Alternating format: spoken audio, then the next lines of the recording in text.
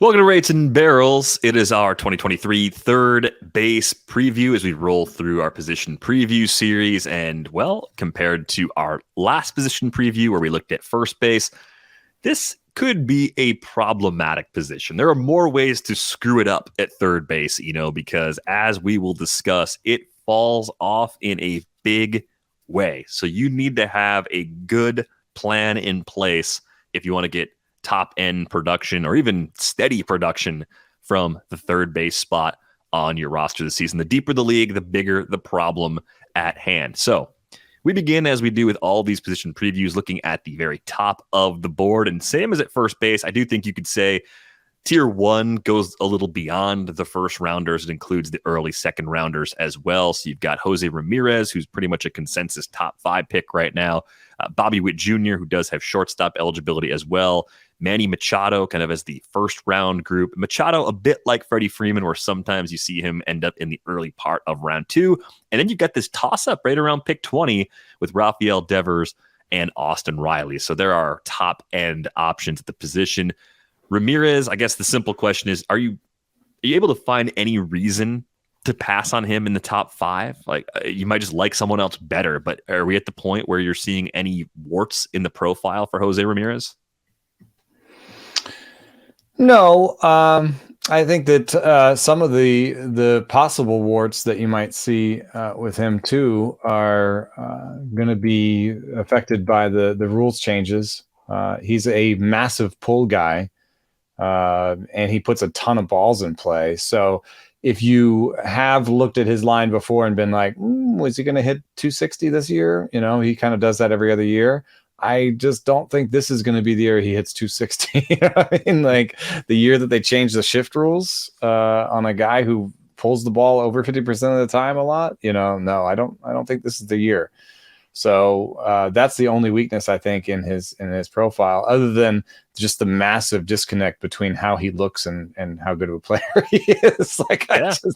I'm just always like, that dude's a real athlete. He's like a little mini David Ortiz. I don't know. It's working for him though. Yeah, still stealing bases, still getting to that power, still keeping the K rate low, still drawing walks. And I think I look at the projections for average. We've got Steamer, ATC, and the bat, and the range is 261 to 269. I'd be tempted to take the over, even on the higher end outcome of that range. I think there's a good chance he ends up being more of a 280, 290 guy again with those rules changes. And even as he continues to age, I mean, the new stolen base rule should keep that total in the high teens, low 20s for another year or two. I mean, there's just a lot to like in this profile. The only little wart that I saw is that we did see Jose Ramírez swinging at more pitches outside the zone than we've ever seen before in 2022.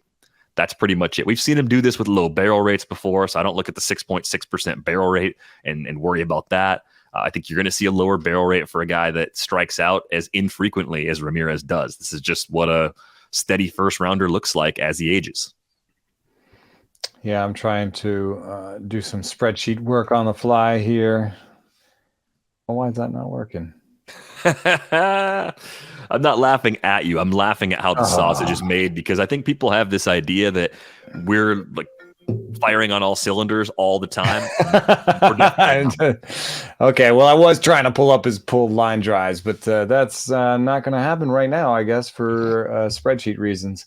No, I'm into that. You did this cool thing where you have a visual representation of dollar values versus ADP, so you can kind of get a sense of the shape of this. And I see very clearly 6 third basemen that are worth more than $20.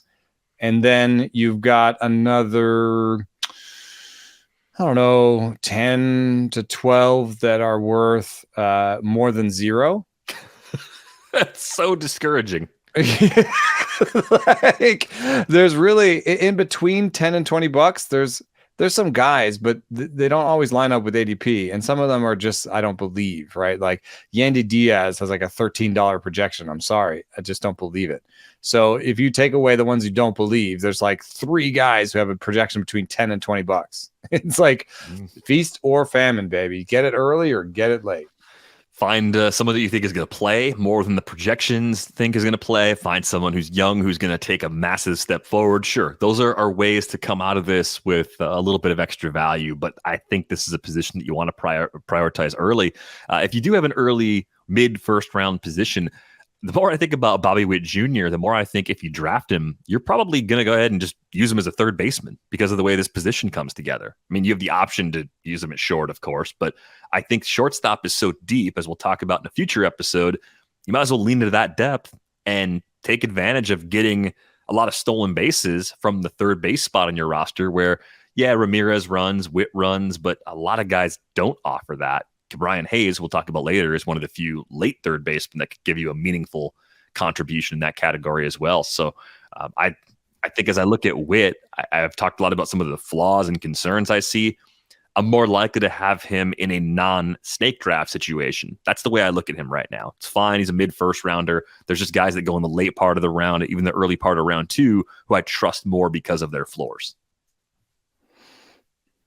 Yeah, it's the one debate that I think is kind of interesting in this group of top players, because I do like all of them, and I think they're all fine second rounders in the sort of Machado, Devers, Riley, Arenado group. I actually think that they're all fine second rounders. I know Arenado's ADP is a little bit different than the other ones. I've seen a lot of like Riley should go over Devers because of the quality of the rest of the team. And I have some sympathy for that, except that home park for Devers is a batting average creator. And that's going to turn outs into hits. And that's going to help, even a mediocre lineup produce 100 RBI, I think, for Devers. That said, he only had 88 last year. I don't know why. I think those are legit concerns. I mean, I think I like Devers a little better as a hitter than Devers. I mean, I like Devers a little better as a hitter, just a pure hitter than Riley, right? Yeah, it's the K percentage difference. I mean, this is a trust your gut. What do you believe in? Skills wise, projections wise, there's not much that separates them. They're almost identical according to the BatX.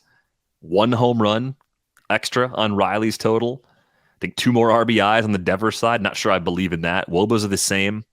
Riley showed better power last year, had a better barrel rate, had a better max EV last year. They both draw walks at about an 8% rate. They're both great players. I think because of the age and the expectations when they were prospects, I think Devers, in the minds of a lot of people, still has one more level he can reach, whereas Riley has maxed out, maybe even is an overachiever relative to some of the expectations people had for him as a prospect. I don't know how accurate or true that is. I just think it's one of those weird little things that might lead people to want Devers more than Riley, given the choice. Yeah, do you like them as much as Machado or more than Machado, by the way, or do you prefer Machado to each of them? I prefer Machado. Okay, I figured you might, but I just figured I think it's a combination of makes the contact that you want, makes better contact, I think, than both of them, has the batted ball quality, and then there's not really as much. So it's like the best strikeout rate of the 3, right?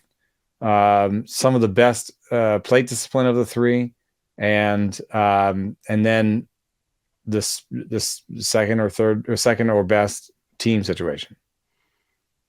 Right. I would say the Padres supporting cast, Braves Padres, in terms of how good the lineup around those guys are. Once Tatis is back, maybe it favors the Padres. Before Tatis is back, maybe a slight edge to the Braves, but they're both elite lineups. Machado's also going to steal more bases than either of them. Yep.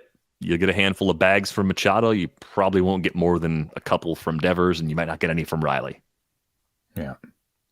You might get zeros from Riley and Devers in that category. You're not necessarily drafting them for that. But the bigger issue, really, at this position is what happens after this group?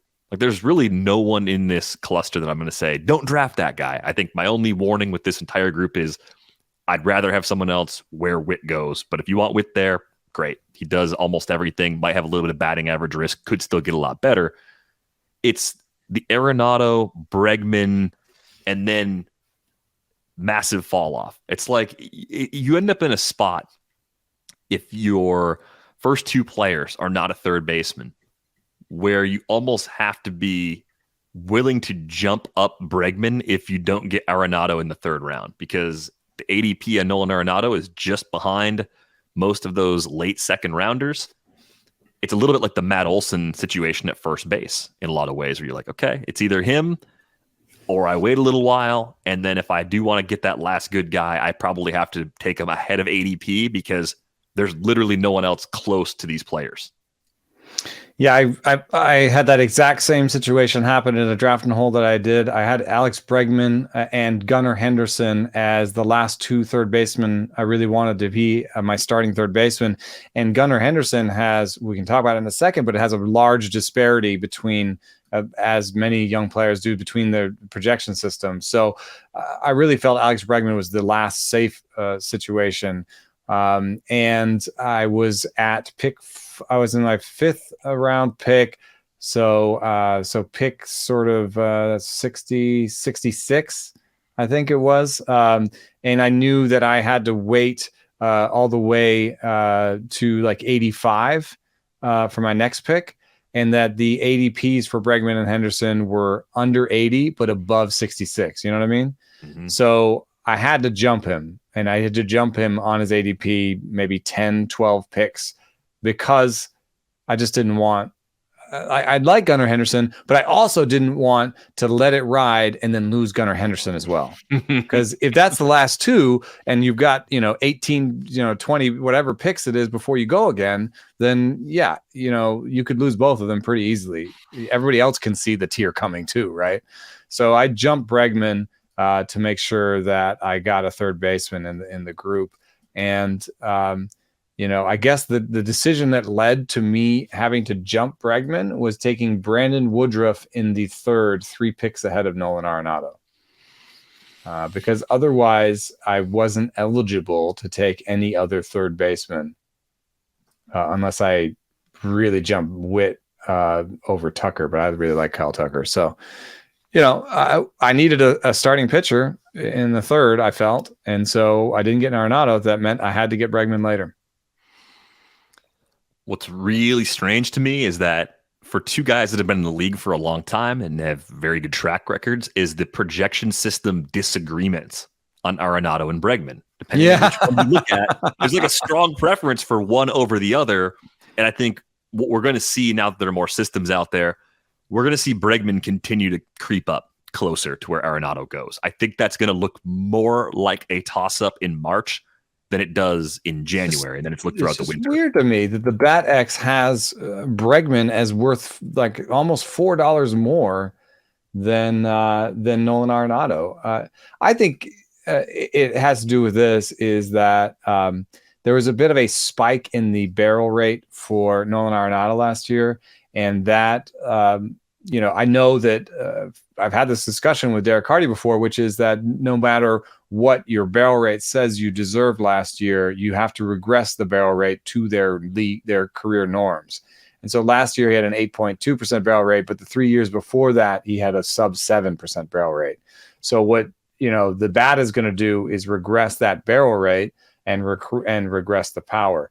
However, there is the subjective understanding that Nolan Arenado has spent the last 2 seasons at Driveline increasing his bat speed, and that his bat speed has actually increased, and that his max EV has increased the last 2 seasons, and his barrel rate has increased the last 2 seasons, and then he spent this offseason again at Driveline working on the same things. So we also know that he pulled more fly balls than he ever had in his career in St. Louis, because that was a big Jeff Albert thing. That guy's now with the Mets. That'll be an interesting thing to see, is if the Mets all start pulling fly balls.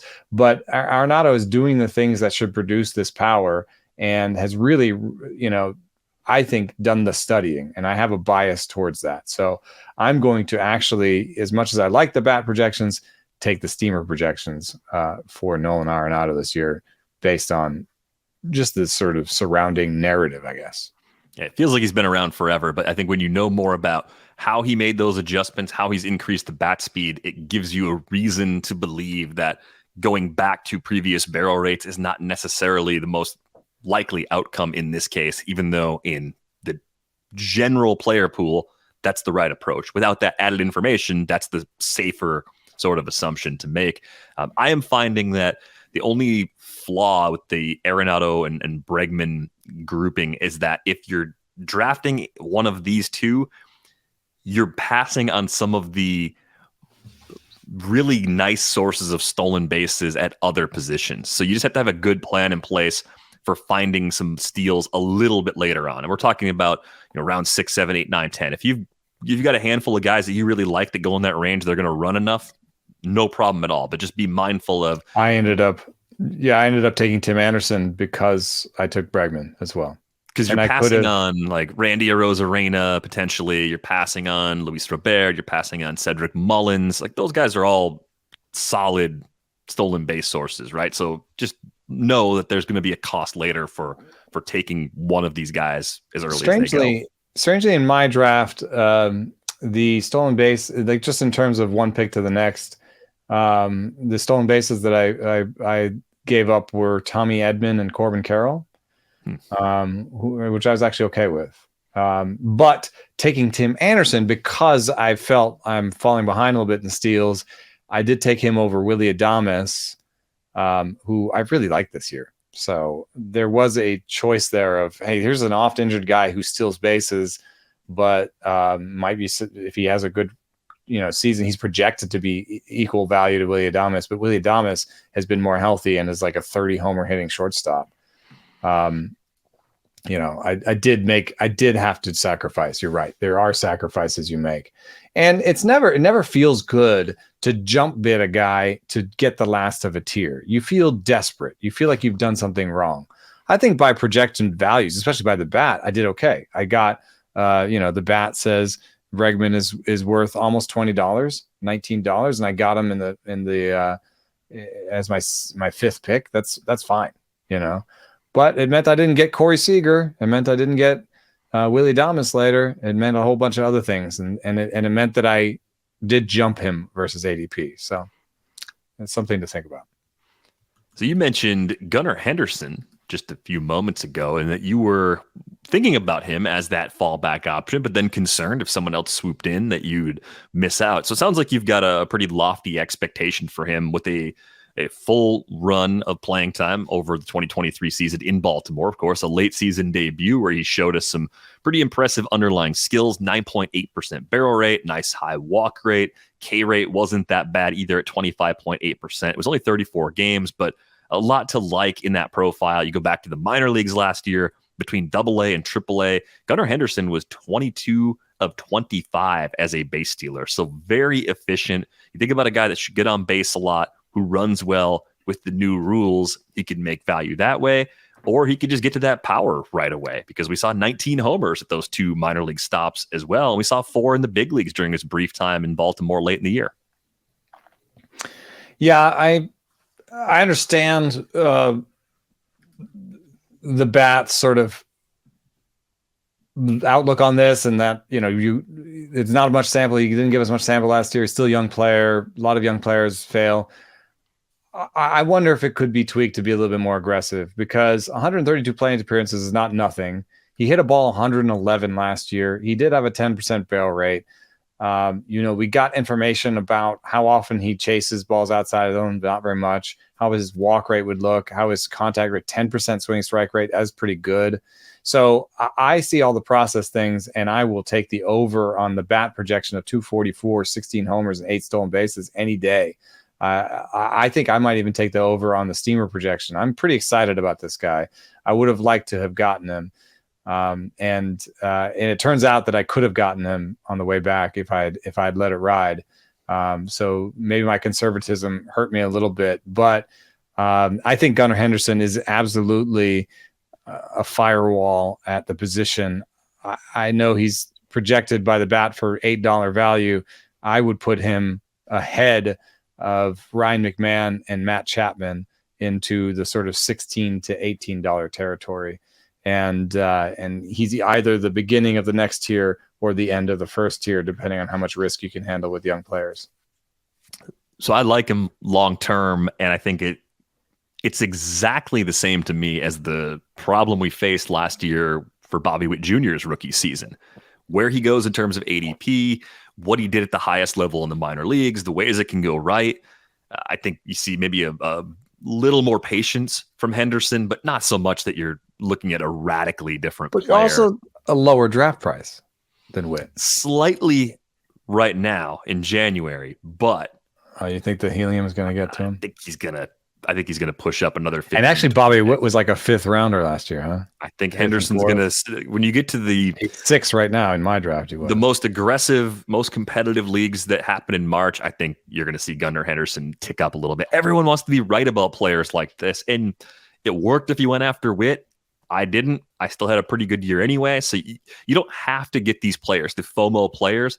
I think the consideration that makes Henderson different is that as a third base eligible player this year where third base nosedives really hard, there's a different problem at hand. Witt was shortstop eligible last year at a position that was really deep. So you weren't playing the same game of chicken at the position by passing on Witt. You were getting established guys that could do something similar, albeit in many cases with less speed. So I do think that's the one caveat that might lead Henderson to a team or two of mine, but I don't think I'm going to have him everywhere, even though I like the profile long term, even though the team seems to be headed in the right direction. But here's some evidence, maybe an auction situation where you can put exactly the dollar amount you want on him. You'll more likely to end up with him. Yep. The evidence that he is the end of a tier in my draft, there were 35 picks between Gunnar Henderson and the next third baseman. Oof. Yeah. So we had 2 full rounds of nothing before Max Muncy and Matt Chapman went in 2.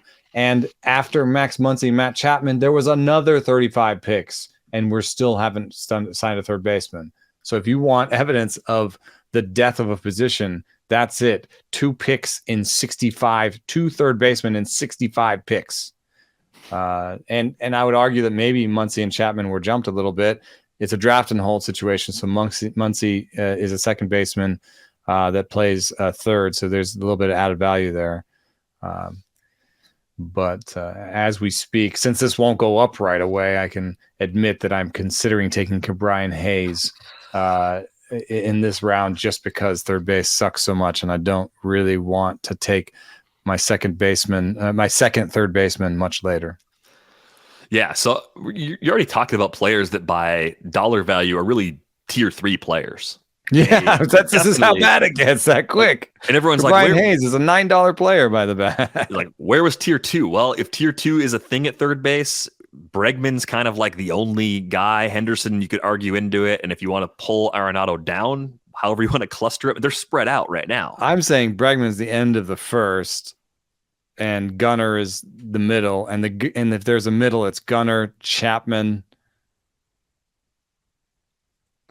Yeah, you don't have to do that. We could just say tier 2 barely exists, and now we're into tier 3. I think that's the appropriate way to label it. Ryan McMahon has a double-digit projection. I guess I believe in. I hate this position. I really do. It's really bad. Max Muncy is the 9th third base eligible player off the board at like pick 125 by January ADP. I'm worried about Muncy because he never had surgery on the elbow. Yeah, it's nice. He still has the eligibility at second and third, so you can move him around a little bit. Second's pretty crappy too, as we'll talk about in a future episode. The rules changes should be good for him. I just think there's a legitimate major health concern, so I'm worried about him. Jose Miranda is fine, but I don't really like him in that range. It's okay, but the bat's projection is not as the bat says he's tier 3 or 4. I think he's inflated coming off of last season, and I think the players at other positions around pick 140 where Miranda goes are much, much better. So I'm not doing that. Eugenio Suárez is fine. He could low average, big power masher, no real threats to his playing time. That's okay. My fear is that Suárez is going to creep up the board. Suárez is going to close the gap on Muncy. So you're going to have to pay up another round or 2 to get to him. Chapman, I think, makes most Suárez sense. And Muncy, man, I just see that's where I kind of like Brian Hayes here. Is like with Muncy and Suárez, I see old guys. you know? And then and Anthony Rendon, like old and injured. I'm just like, there's injury, there's age. Justin Turner's in this tier. Like, I don't want any part of that tier, really. And I moved Alec Boehm down into that tier and Yandy Diaz, despite their double-digit projections, because I don't believe they're double-digit projections. So now you've got 5 guys that go in a row that I don't want any part of. I mean, I could get argued into Muncy if the cost gets really low, but Muncy, Boehm, Suárez, Diaz, Rendon is a minefield. I would say that 3 out of those 5 are going to be bad this year. That's not a good percentage. That's not where I want to live. So I'm considering taking Hayes to stay out of that group. I think the case for Ke'Bryan Hayes. I've actually convinced myself to that right there on air. good pep talk for yourself. In an effort to help everyone listening, I think the thing about Ke'Bryan Hayes, that there's 2 things about him that make him a little safer than a lot of this group. He doesn't have the terrible injury history that some of the older players have. And defensively, as we've said many times before, he is so good at third base. He plays every day. Most defensive war in baseball last year, I think. If you were to draft him around pick 150 where he goes, and he repeated what he did in 2022, you'd be disappointed for sure, right? But you got 20 steals. Counting stats were light, 55 runs, 41 RBIs. Team should be a little better this year, so those numbers would probably go up even if he repeated the line. Maybe you don't get any more power, but most likely you've drafted power early anyway. And most likely, if you're even thinking about Hayes, you're looking for a little bit of speed, which he provides. I think he could be a good source of batting average. That's possible. K rate's not out of control bad. So even if he doesn't hit the ball a lot harder and get to more power, I don't think he's necessarily going to be a 244 hitter in the long run. Yeah, he could be he's good in that category. Average, yeah. Projections got him at 256. I could live with that. So there's a few ways he could just get better. Playing time is really safe. Low pull percentage, man. Like, can he get to his pull power? If he could get to his pull power, everything would change. Yeah. I think the guy that I actually like, who goes outside the top 200, I think he belongs inside this cluster, is Ryan McMahon. I think we saw a few signs of growth from him last year.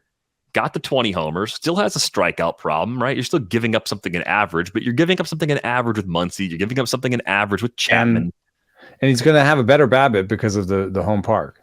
Yeah, and I think, again, you're sidestepping some of the terrible injury concerns that are sprinkled in to this group. So I think McMahon is really underpriced, and I guess the only thing you have to worry about is jumping him up too high just because you like him more than some of the guys that go earlier. Because if you miss, if you whiff on him and all those other backup low average power mashers, if they all disappear, then you're in the dregs. Like, you're in a horrible, horrible spot. I do like Anthony Rendon. I've said it for months. I think it's reasonable, even with his terrible recent injury history. Also one of the cheapest of that group, right? Of that old group. He's in the McMahon cluster price-wise right now. And I think that could go up if he's healthy in the spring and everything looks good. You know, he'll go from pick 250 to pick 175 or 200. But that's not bad. You're talking about a toss-up of Anthony Rendon versus Alec Boehm. I can't tell you what Alec Boehm does exceptionally well. Hit tool's pretty good, so average is okay. But I don't know. At least with Anthony Rendon, I think he's got that sort of core ability with a little extra power and plenty of run production. If the Angels stay reasonably healthy, Anthony Rendon's bounce back could be a pretty profitable one for us. Yeah. Our injury projections are tough, and it's where we're most human, and we have to make our biggest guesses. Mm-hmm. It certainly hasn't looked good the last 2 seasons, but you can also argue that he's had a full off season to, get past these. He's had the surgeries, and, maybe this is the year that he's finally healthy. Yeah. I think the fact that he was back at the very end of the year does mean something, because he wasn't rehabbing all winter. He was preparing all winter. Yeah. There's a pretty big difference in it's a that. Huge, we know that that's a huge deal when we talk about pitchers, right? Mm-hmm. We're always much more likely to take someone coming off of TJ if he pitched a little, because he made it back. He made it to game shape at some point. So yeah, it's interesting to think about hitters that way too. Yeah, I think it matters. You're not limited in what you're able to do and going through your offseason progression. I think of those older, low average power guys, Muncy, Suárez, Chapman, I like Chapman the most. Still a good defender, got past that bad injury. Jay's lineup, really good. Like Muncy, you could see the Dodgers, if a bunch of random stuff is happening, maybe they take a little bit of playing time away. I don't think Chapman loses playing time. Matt Chapman's still a max PT player. And they seem to have made a concerted effort to improve their defense this year. I mean, if you think about the difference between moving George Springer off of center and going from Teoscar Hernandez to Dalton Varsho, and putting Kiermaier in center, these all sort of things seem to line up to improving the defense, along with this weird outfield wall change. So, I think Chapman is one of those places where they're going to have to play, because they're going to do some mixing and matching in the outfield and at second. And like we often say, is like, if you do some mixing and matching in certain places, you have to have certain places where there's a guy who posts almost every day. Yep. So I think that's exactly what Chapman brings as part of that infield in Toronto. Now, I just don't think he's going to hit for a better batting average going forward, or but I think that's pretty much the same thing I'd say about Suárez too. It's like, this is just sort of what you get, but it's fine. It works. They need him. He's important to their lineup right now. Very similar to Suárez, actually. Yeah, mm-hmm. And that's why they get clustered together. So I think they're sort of your safest parachute options. If you need power, I think Brian Hayes works if you need the speed, and I think the average comes out a little better with Hayes. Failing that, I think Ryan McMahon, very underrated, should be more in this group, even with some of the flaws that he has. What are your other contingencies, though? Like, if you're looking for depth, who do you like for depth at this position? You get outside the top 200 overall at third base, and I'm just curious, what stands out to you in this range? I don't like it. I don't like it at all. I don't like it. I like Luis Urías. And we had a conversation about that. I think that Milwaukee depth chart is actually something that, players of deep leagues need to kind of peruse and make some decisions about, because we had a slightly difference of opinion, I think, when we talked about it off air, where I thought Brian Anderson is a guy who's going to play every day and the rest are going to be mix and match. You sort of, I don't want to put words in your mouth, but you thought maybe Luis Urías was the guy who's going to play every day and everything else would be mix and match. We might both be right, and the mixing and matching goes on around them. Mm-hmm. Because the types of players we're talking about that are, going around them are untested. Even Tyrone Taylor, might be a small side platoon guy. Garrett Mitchell in center is not proven in any sort of way.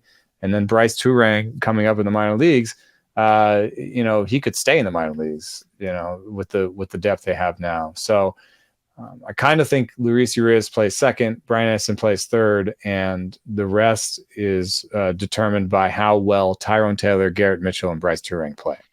Right, because you can, if you need to, you could move Brian Anderson to a corner outfield spot, and that would probably come at the expense of Tyrone Taylor. If Turang's amazing, right. But then Turang again, Urías slides back over to third.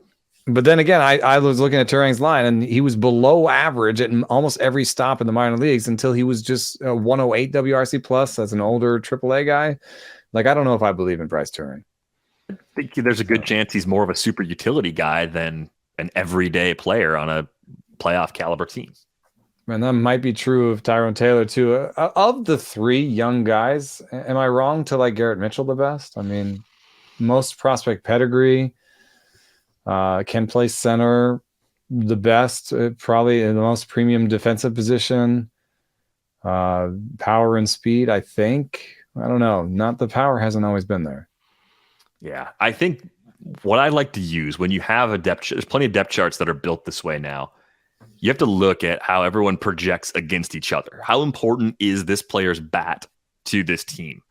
Luis Urías is projected to be the fifth best hitter for the Brewers. So Rowdy, Winker, Yelich, and Adames are better. right? Winker coming off 2 surgeries. I like him, but if Winker's hurt, that makes Urías even more important to how they score runs. You get behind that, it's like, okay, William Contreras, yep, he's the starting catcher. He's their 6th best offensive player. Keston Hiura, it only works in a bench role. Tyrone Taylor, no guarantee he's an everyday guy. They've got a bunch of other outfielders. Sal Frelick could come up and play. If you use Steamer instead of the bat, Brian Anderson would be in this mix. Steamer likes him to be probably the 6th or 7th best hitter on the Brewers. Right. So that kind of makes him a priority to play. And then Turang comes out pretty low in the projections, probably because of that lack of power in the minor leagues. And league adjusted offensive performances are really important to consider. I think that number, like that performance from Turang, points more toward a part-time player, at least in the short term. So I think Luis Urías ends up being someone that I really like after pick 200. I just like the versatility too. 2nd, 3rd, short. It's nice to have at least one player on your roster that can go corner, middle, and having a 3rd spot being 2nd, 3rd, and short. I think that's really, really nice to have. Justin Turner, I mean, the way the Red Sox are built, the projections are always pretty steady. Also, you believe he can do it for one more year now, though. Yeah, he's a DH. People aren't as good as DH as they're not as good as they normally are at DH. Well, I wonder how much are they going to DH Turner half the time, 3/4 of the time? Devers is going to get some days off his legs, I would imagine. And then there's the whole Tristan Casas at first question mark. Yeah, so I think there's not necessarily like 150 games at DH for Justin Turner. But do you believe in the bat still being good enough to help as a corner infield filler? I do think so. It just strikes me as an AL only situation where, if I'm taking Justin Turner, like, what am I taking Justin Turner to do? Like, as the 8, like he's like maybe the 16th best third baseman, 18th best third baseman. Like, I don't want to be my starting third baseman. I think you're taking him as a corner because of his third base eligibility, when it falls on his face. First basemen that are going to be valued higher. So I don't even think you really want him as a corner.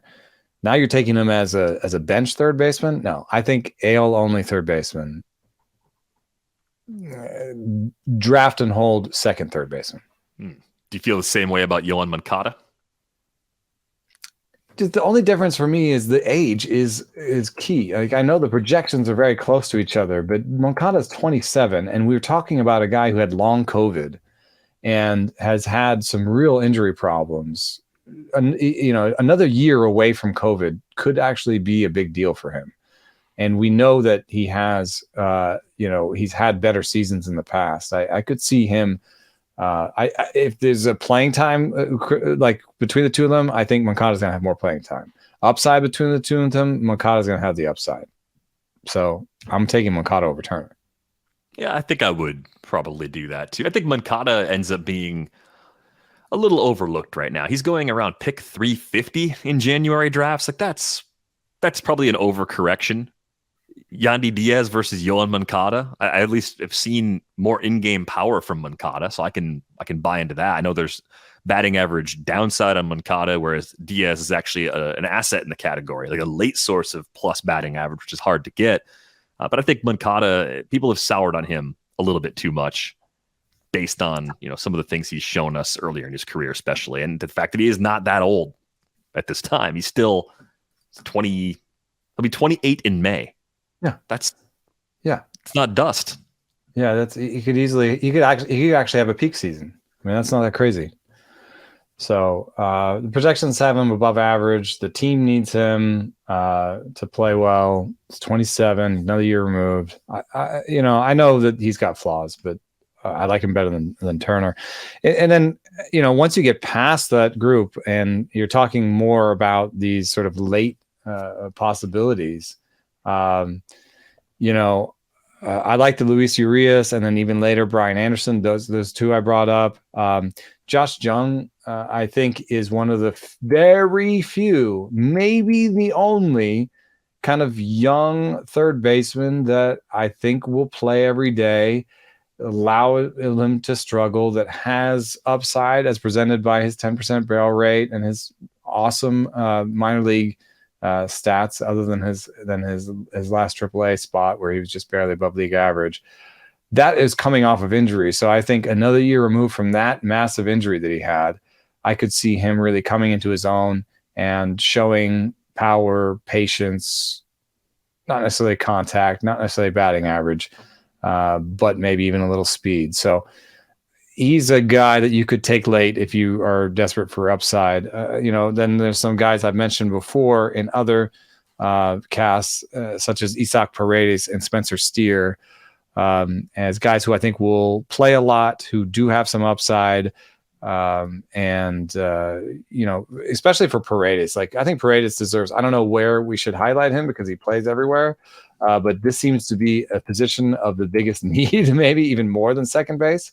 So Isaac Paredes gets my highlight right now. If you took everything but BABIP off of the board, you would think this guy was hitting 300.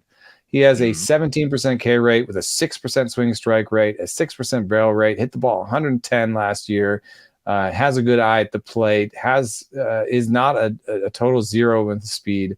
He hit 205 because he had a 195 BABIP. Even though his career BABIP is 217 and he hits some fly balls, I don't think he deserves that sort of BABIP. So if you give him a 260 or 270 BABIP, he could hit 250, 260 next year with 20, 25 homers. All that's on the board. He had 20 homers and 381 plate appearances last year. If you need some late juice at the third base position, I think it's Isaac Paredes. Yeah, I think it makes a lot of sense. I mean, the quality of the contact is good enough. A lot of hard hit balls. You're 100% right. That average came out much lower than it should have for a player with those skills. Even if he's a bad runner that hits the ball into the shift and hits too many fly balls, that's not who he is. A 195 BABIP is just abnormal. Just going to be 24 years old in February. And we talked about Kyle Manzardo on the first base preview. I think of the stack of players on their first base depth chart, Paredes is the one who's most convincing to me as a possible everyday guy. He's the guy that could take over, kind of push Harold Ramirez into more of that part-time role. We could say, they decided to give 450 plus plate appearances to Paredes, and look, they were rewarded with cheap power. So I think that's a really good call. I've liked Paredes for a long time. It's just sort of a bonus that you get him at so many other spots along the way. The prospect landscape of this position is weird. You mentioned Josh Jung. I like him a lot. I think that lineup's getting a lot better. I think the skills we've seen when he's been on the field in the upper levels of the minor leagues around injuries are really steady. So I have no problem taking a shot on him where he's going. I think same as we've said with other positions, you can't take a chance on prospects everywhere in redraft. So if this is where the flaw is going to be, one of these multi-position eligible glue guys becomes even more important to stash away on your roster.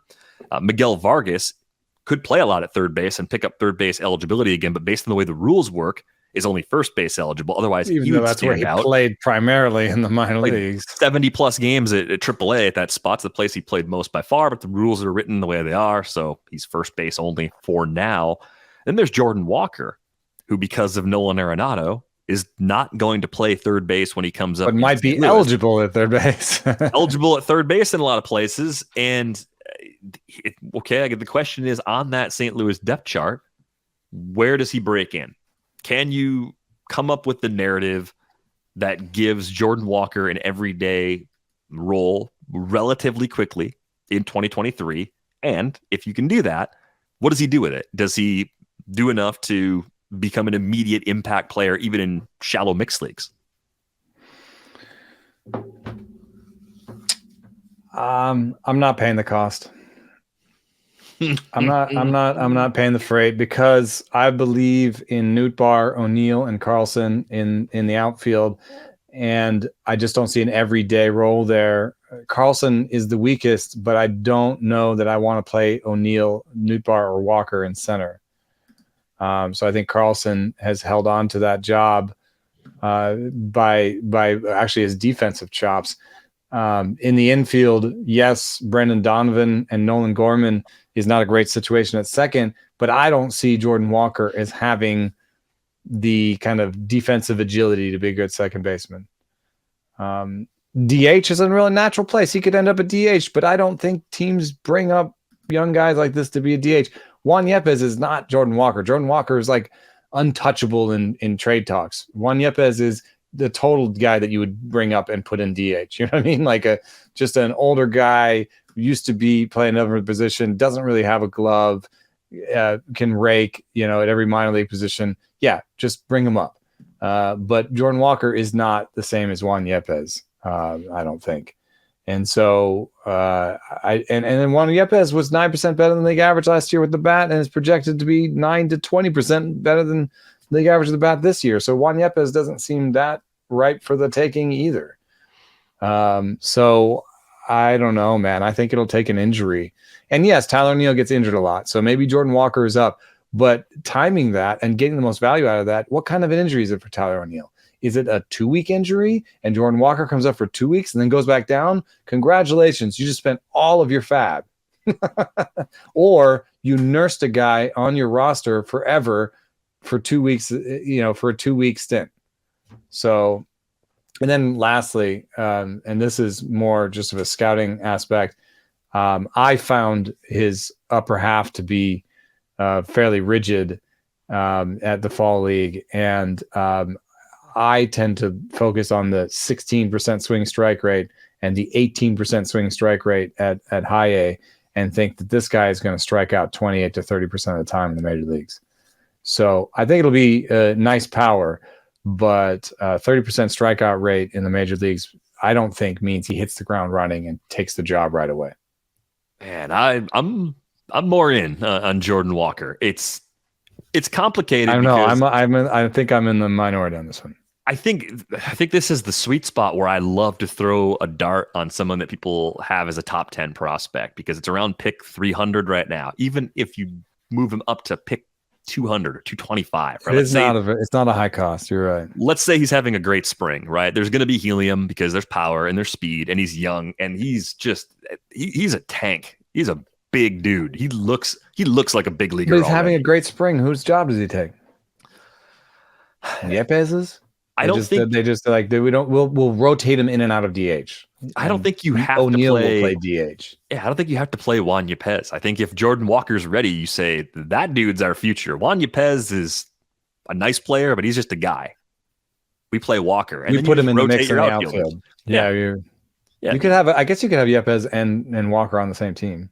You could easily do that, I think. And 5. That's your 5 outfielders and DH. Yep, I think it works. And you could whittle away at the playing time of Dylan Carlson if you don't like what you see. You could let injuries dictate it. I mean, there are ways for this to work. I just think Walker does enough things well. I think maybe the swing and miss concerns that you outlined are not being reflected in the projections right now, but the projections have me pretty optimistic that if he does get that chance, he's going to hold his own. And I think the Cardinals, they could use one more high impact offensive player in the mix. And I think Walker has a better chance to be that guy than Nolan Gorman in the second base DH mix right now.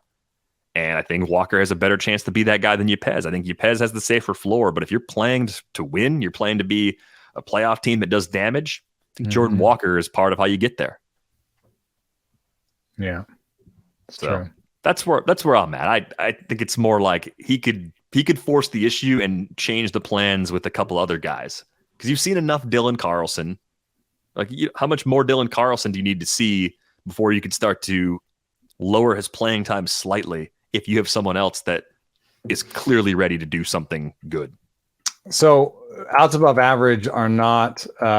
It's not. It's supposed to be equivalent. When you look at outs above average for a corner outfielder versus a center fielder, it's supposed to be equivalent. It's supposed to just look at things like,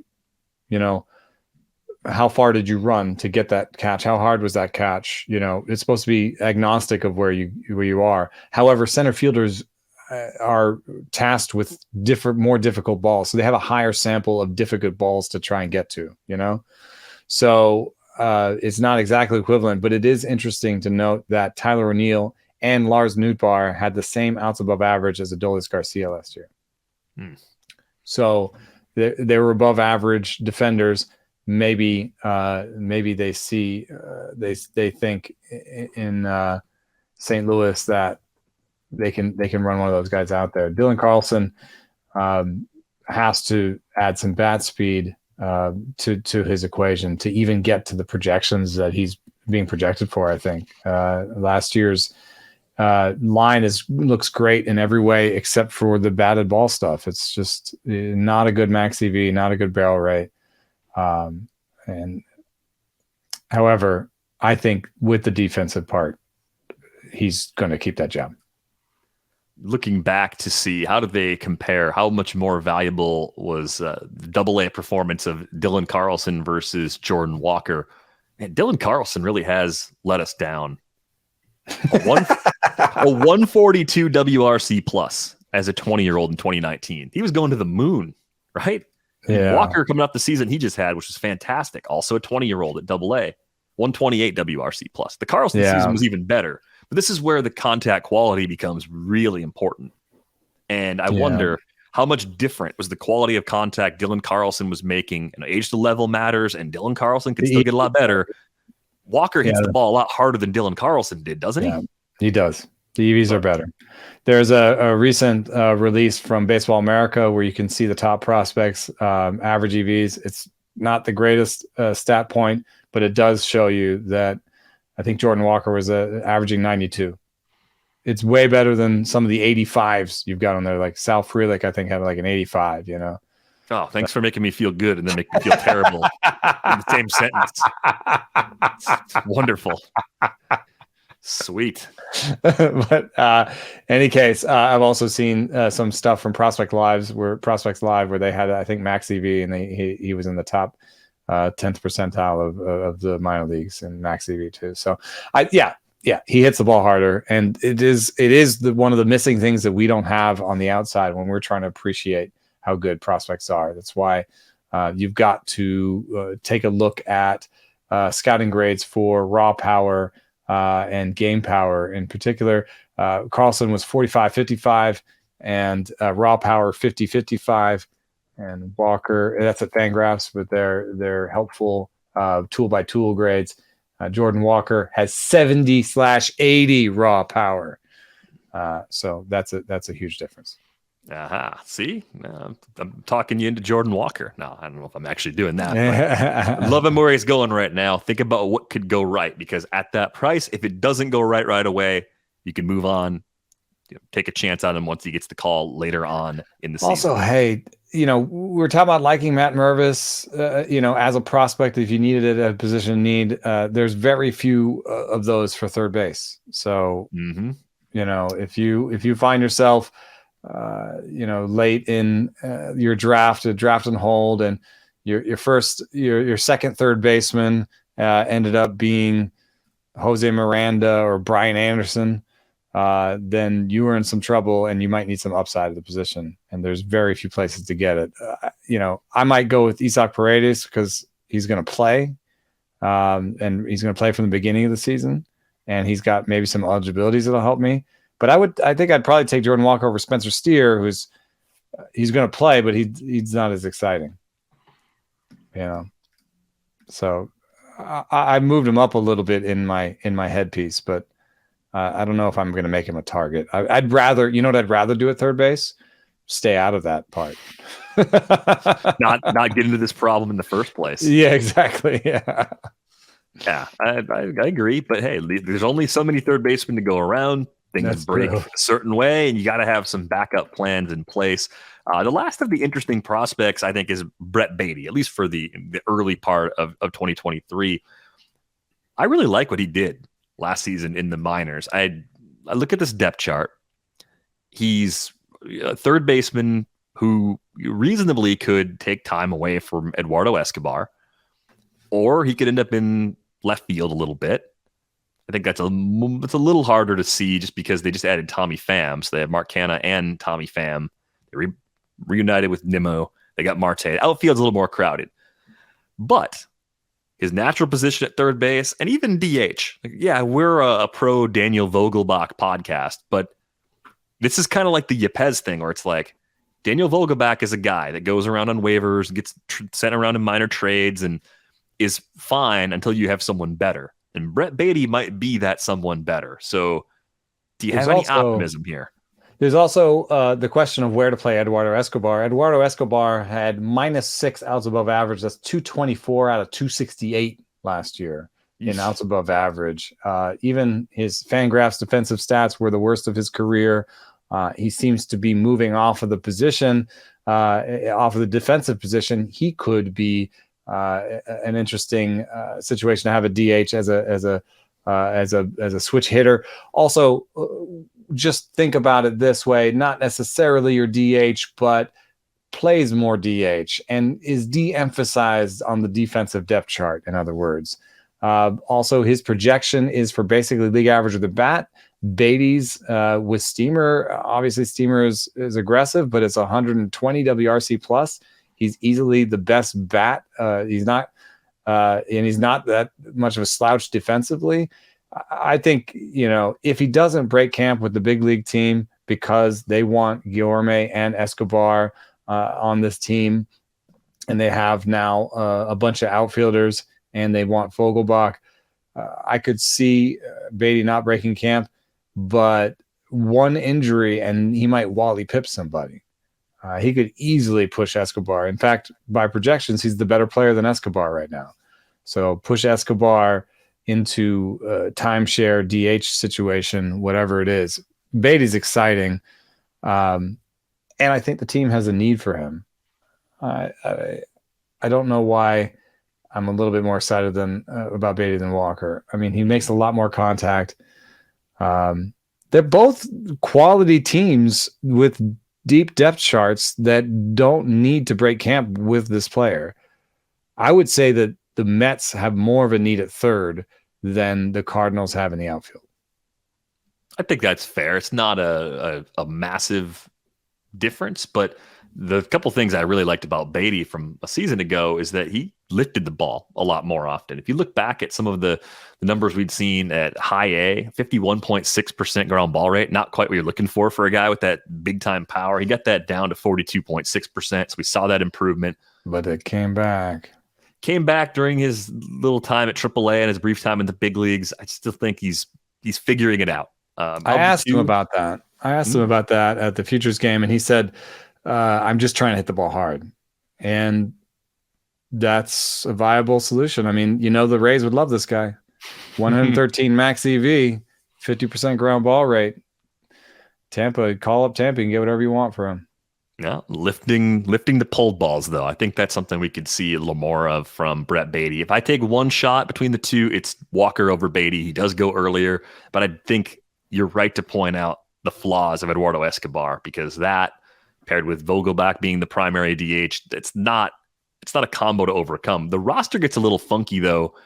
If you have Vogelbach and Ruff and Escobar, and none of those guys are good at playing defense, that doesn't really work either. Like, that's probably one too many guys that don't play defensively. I think Ruff is the guy who loses his job if Baty pushes Escobar off of third, because you've got Tommy Pham and Mark Canha, who are not amazing defensively, although Canha's all right, and Pham's actually pretty poor, but Pham's a righty, right? Yeah, yep. Pham's a righty. So Pham could easily become your outfielder / righty DH if you keep Vogelbach. Whereas Ruff, I don't know, it's a little bit rough. It is. I don't really want him playing in the outfield, and if he's not going to hit lefties, then he's going to be in trouble. A few other guys getting prolonged opportunities, at least potentially. How about Jeimer Candelario going to the Nationals? There's a boring old guy that has a ton of opportunity and could be way better, and he's playing better in the Dominican Winter Leagues too. He's not even that old. He's old-ish. He's 29. But getting out of Comerica, going into Nationals Park, there's a nice little park factors boost. Yeah, and really, his barrel rate was in his max EV was right where it was. He just chased too much last year. It was the highest chase rate of his career by a lot. And I think that affected his batted ball quality, because he was, maybe making contact on pitches outside the zone. It led to one of the highest swing strike rates of his career. So I think, if they can find a way to have him chill out, and that's a little bit tough with also putting him and being like, this is one of your last great chances of your career, but chill out. Don't chase anything. but having an everyday thing, maybe he doesn't have a good first couple of weeks, but then he realizes, man, they're going to give me all season. Then I think he can chill out and get to 240, 15, 17 homers. I mean, that's that's where you're shopping, and that's fine. About JD Davis, we thought this was interesting when the Mets and Giants hooked up on that trade, the one that sent Darren Ruff to the Mets in July or August. Davis has had good underlying numbers in the past, has shown at times an ability to keep the K rate down. It's just like, has he ever had the full run with near everyday playing time where all the skills have showed up at once? And is there any reason to believe that could happen in San Francisco? I mean, the closest time that it did get to happening was in San Francisco. You know what I mean? Like, was this the late season? You got 158 plate appearances in 2 months with San Francisco, right? Like, what does that average out to? It's about 500. Yeah, but the K rate was up. That's the only, like, if you're picking, it's like the K rate didn't come down. 35.4% K rate. But he barreled a ton. I think he was just trying to show him he could be an everyday player. It didn't come with like a 4% walk rate or anything. So he was 42% better than league average with the Giants.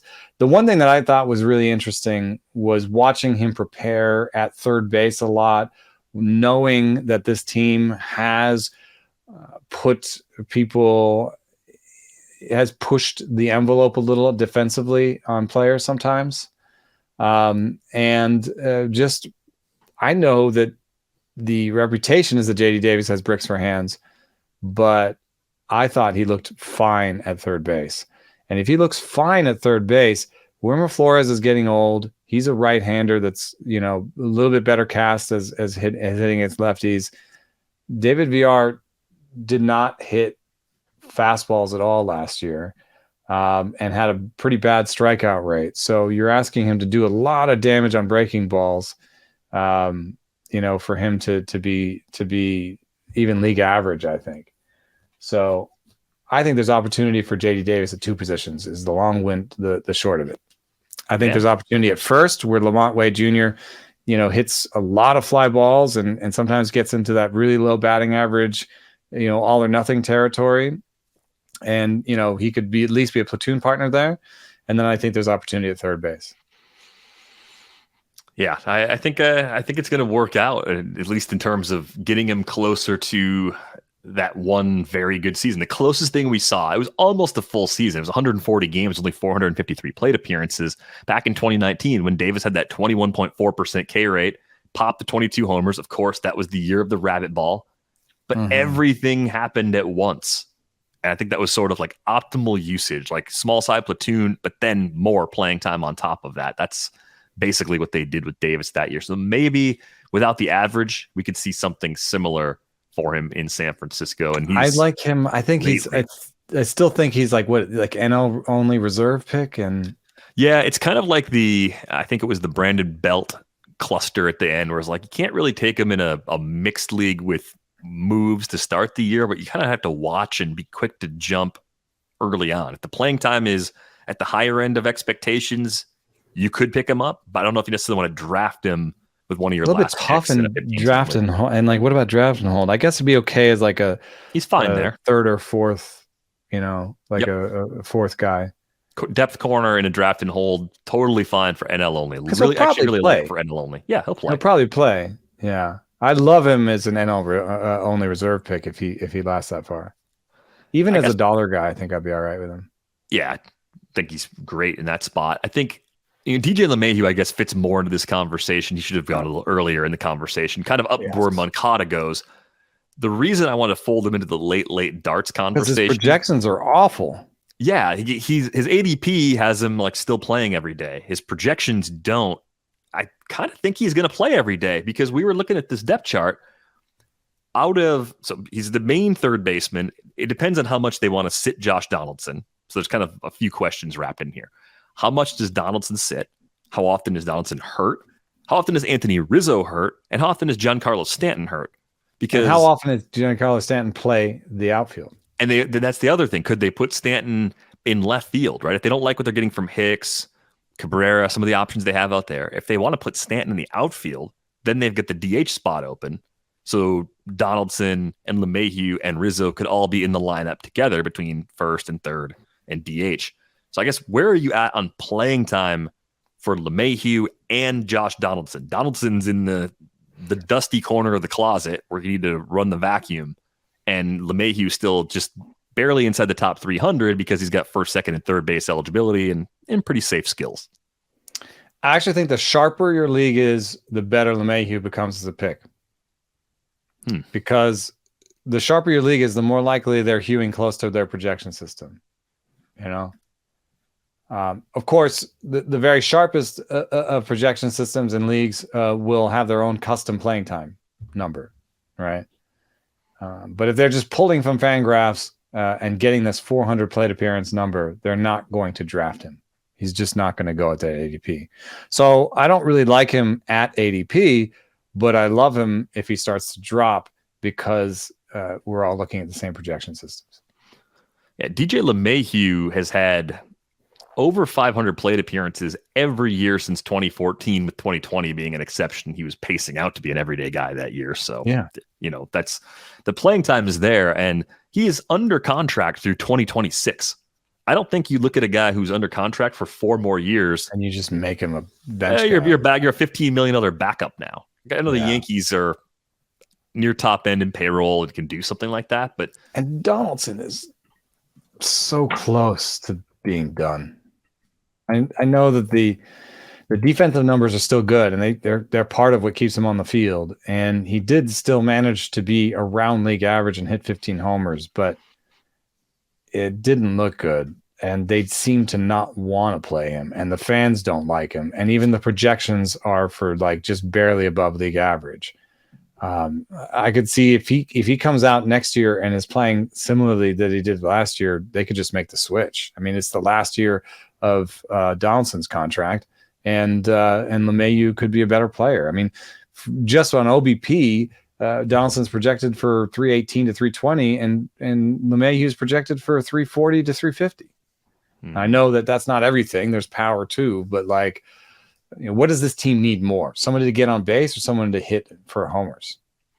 And I kind of think they might need someone to get on base more. Yeah. I'm with you. I'm on the LeMahieu side of this one. If you have to choose between the two for who actually ends up with more playing time, factoring in health and how the pieces fit, all those other factors that we're talking about. You mentioned Spencer Steer, I think, at the end of the first base preview. He's third base eligible in a lot of leagues, so just a heads up that if you are looking for some late darts, he could be pretty interesting with a. I just think he's nice got to play. They do have Ellie De La Cruz coming up, but he's going to play shortstop when he comes up because the opposition is Kevin Newman and Jose Barrero, who haven't shown anything. They do have who's the other guy they got? Noelvi Marte. Yep, and they got Christian Encarnacion Strand coming too. But Noelvi Marte didn't even hit Double-A last year. So I don't think that Noelvi Marte is necessarily a candidate to come up for that much this year. He's more of an end-of-year call-up, kind of similar to Henderson and Carroll from last season if it happens, and otherwise an early 2024 ETA. Strand did hit Double-A, but it was a step back for him in Cincinnati. So I do think that they're going to send him back to Double-A to see what they've got. And then with Steer, one thing I didn't like when they brought him up was they played him all over. So I do kind of think that maybe he's headed towards utility. But I think to start the year, they will play him. What's interesting, Votto will be out to start the year, won't he? Yeah, I haven't looked at his timetable recently, but So who's going to play first? Myers? They get more of a look at Fairchild and Friedel and Fraley in the outfield? Yeah, probably. Torn left rotator cuff. Yeah, that's a pretty big injury. It's going to be a close one, I think, for Votto. Yeah, I think he might miss the beginning of the season. But then Steer could also be included in the first base mix. But I think he's a large runway. I think he's at least got a month to start the season where he'll get near everyday playing time. And there's stuff to like about his abilities. If not to put him necessarily in the top echelon of prospects or anything. He's 25, and his glove hasn't looked amazing in any one position. So I think that pretty much covers it. Third base, have a plan. Poo-poo. Try to go early. If you can't go early, don't wait too long in the middle. At least seek out the player you want, especially the kind that fits your build, right? If you can afford the batting average hit, there's a few guys that mash, Chapman, Suárez among them.